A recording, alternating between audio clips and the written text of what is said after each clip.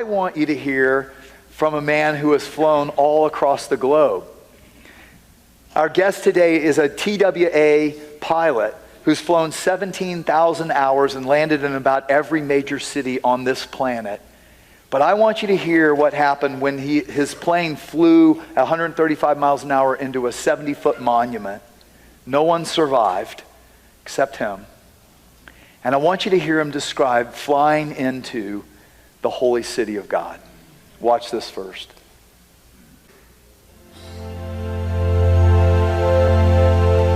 For 40 years he has been a commercial pilot, flew for many years for a major commercial airline. He's flown everything from 747s to Cessnas, everything in between. At age 19 he survived a plane crash that killed the other two men in the cockpit. But you hit right near the top, and then you free fell 75 feet. You hit it at 135 miles an hour. Now there's a plane down at the bottom, and the fact that you are sitting across from me right now is amazement. They classified it as non-survivable. There was some bystanders that came by and saw all three pilots laying there motionless, and one was clearly dead. The other two appeared dead, and there was fuel and toxic fumes everywhere. You were severely injured. They rushed you to the hospital. They didn't figure you were going to live. I get into the emergency room. I'm literally away from my body, Jim, if that makes any sense. Yeah. But I'm obviously not dead because I've never felt more alive. It's impossible to prove, but one thing I can say is I've never been the same. My life has always beat on a different drum, and it's because of this experience that we're talking about. Help me welcome Capt Dale Black.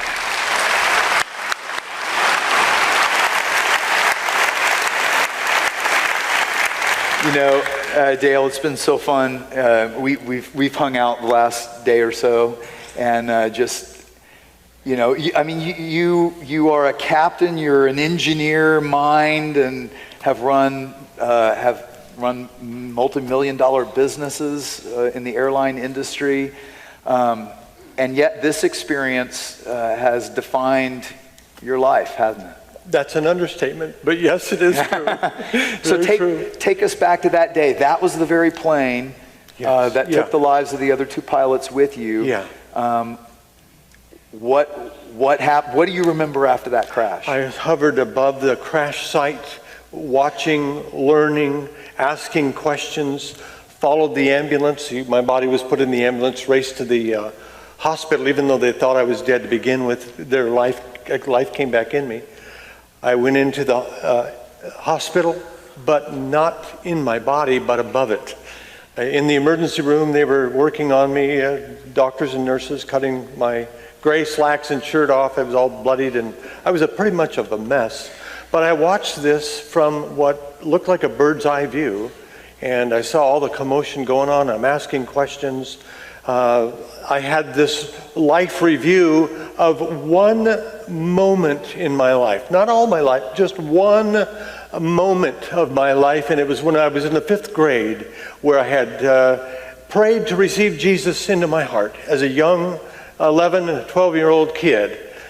And I was full of zeal for God at that time, wanted to live for Him with my life, and I was genuine and sincere. But when this flashback took place in the emergency room, when I was in this accident, I realized that I was no longer that young kid who loved God. I was a kid who had kind of lost my way and loved my life and loved my goals and my dreams, because it was all about me. It was all about what I wanted, not what God wanted. And I was sad about what had become of me. I mean, I still knew God. I still knew there was a God, and I did know that Jesus was His Savior, but I had lost my way along the path of living for myself. And but the grief and all suddenly departed, and I moved out of the hospital into a deep outer space. Long story there, it's in the book, of course, but I saw this city of gold this golden, brilliant, it was white light in the center, but it moved out, and it was a ball of heavy, thick gold light. and all the colors in the rainbow were in the white, but what I saw was the white and the gold. And as I got closer and closer, Pastor John, I knew that this was the city, a holy city. I knew I was in heaven. You're coming, like flying into a city. Yeah, flying into a city, approaching and decelerating and descending. Why God would do that? Only God would do that for a pilot, right? Does that mean I'm going to be kicking a soccer ball through the gate? It means that we're going to have to go through flying lessons here pretty soon. Yeah, I'll help. No, but that's just so fascinating. Did it feel like flying? I mean, no, there was no sensations of G-forces or physical distortion of the eyes squinting, none of that.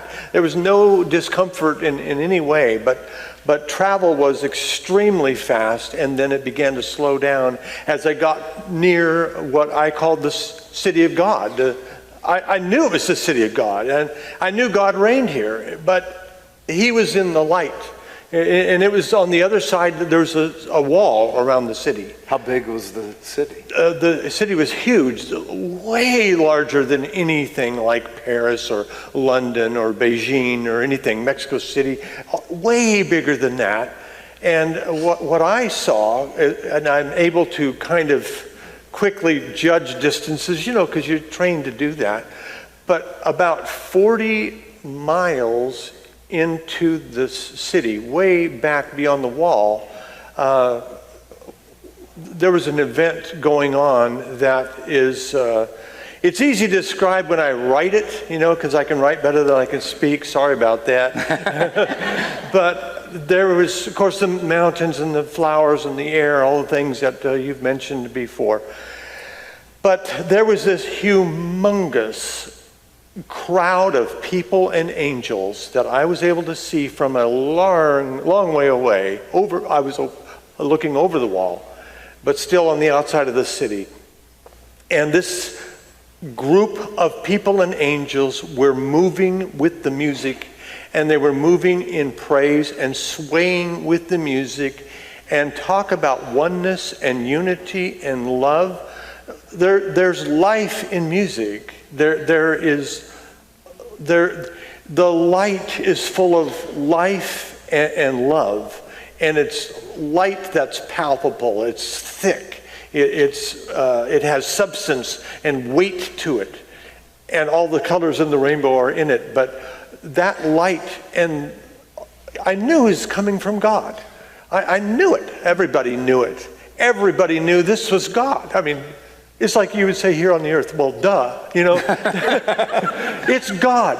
The light comes from God, but in that light is the love of God. How do you describe the love of God? Well, you spent a lifetime trying to do that. It's unconditional love. It's not based on who you are, what skills or talents you have, how much money or success you have. It's based on just the fact that you and I are the creation of God, and He loves us. He loved me, and I could hardly... I told myself I wouldn't cry this time. You know what? You know what's so awesome? You're gonna make me cry. Stop it. Well, a couple of engineers. But engineers crying. Every time we talk about this, it comes from so deep within you, doesn't it? It does, because it's the Spirit of God inside the spirit of His children, and I'm just one, but it's God who's alive, who has created us in His image. And when we get out of the way and we let the Spirit of God in us, then we can reflect His light and His love and His life in this world. And that's how we can conquer disease, and that's how we can conquer darkness in this world, because it's the light of God in us.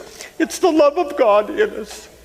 And it's that life of God, and it all comes from Him, like you were preaching so well earlier. All right, let's mop up.